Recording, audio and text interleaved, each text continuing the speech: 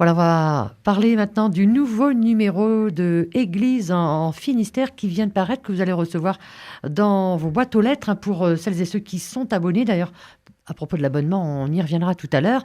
C'est le numéro 200. Voilà, un bel âge. Bonjour Olivier Labesse. Olivier Labesse, directeur en chef donc, de cette revue Église en Finistère, et qui nous propose un retour dans le temps, Olivier. Oui, pour le 200e numéro, ça fait 9 ans que le journal Église en Finistère existe sous cette forme. Et on a voulu retrouver un peu le rôle du journal diocésain en citant quelques témoins, notamment Monseigneur Guillon, qui citait dans le premier éditorial le rôle du journal diocésain au service de la vie du diocèse. Est-ce qu'il y avait un bilan justement à faire maintenant? Enfin, on n'est pas à l'heure du bilan, mais enfin, si on pouvait dire quelques mots justement concernant ce qui s'est passé et puis l'aboutissement de cette belle aventure aujourd'hui, satisfait? Justement, on fait une enquête auprès des lecteurs pour savoir ce que les lecteurs d'Église en Finistère pensent de la revue aujourd'hui. Et puis on commence à réfléchir sur l'avenir de la revue pour voir comment on peut faire évoluer les choses. À ce propos, une enquête va donc être réalisée et on y reviendra très prochainement avec Nicolas Butreau. Vous nous raconterez comment elle se déroule et qu'est-ce qu'il y a à attendre de cette enquête. Alors Olivier, quels sont les termes abordés, les temps forts de ce nouveau numéro, 200 numéros jusqu'à ce jour? On arrive à quelle année finalement? Ça a commencé en quelle année? En 2005. Donc ça fait 9 ans maintenant.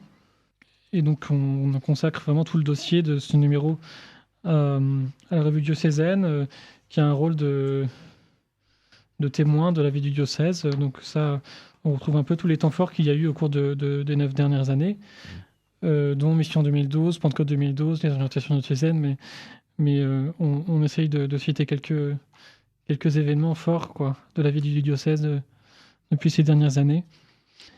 On cite aussi un itinéraire de préparation au mariage qui a eu lieu le 18 janvier à Châteaulin avec le père Sébastien Guizio et le diacre Jean-Louis Jourdain sur l'avenir de la pastorale du mariage. Voilà, l'Église en Finistère qui se fait écho de la vie d'un diocèse.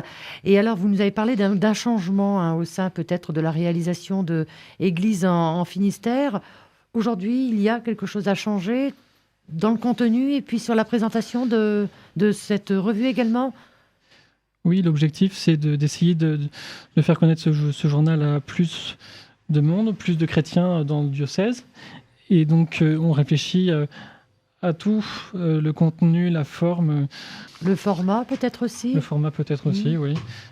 Dans cette enquête, on aborde vraiment tous les sujets, toutes les questions, donc c'est vraiment complet. Voilà. Olivier, pour s'abonner à Église en Finistère, parce qu'il ne faut pas oublier qu'on peut s'abonner, on le reçoit tous les combien de temps? Toutes les 2 semaines. Donc c'est le 2e et 4e jeudi du mois. Il y a 22 numéros par an aujourd'hui.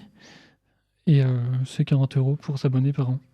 Comment fait-on? Alors il faut écrire à l'évêché en envoyant un bon d'abonnement à l'évêché à Quimper. Et on peut aussi télécharger le bon d'abonnement sur le site internet du diocèse. Voilà, pour celles et ceux qui ne savent pas comment s'y prendre, voilà. Je pense que c'est bien. Rendez-vous sur le site internet du diocèse. Eh bien, voilà pour ce 200e numéro, le numéro 30 janvier. Et on reviendra donc sur cette enquête dont vous nous parliez il y a quelques instants, Olivier, cette semaine. Merci.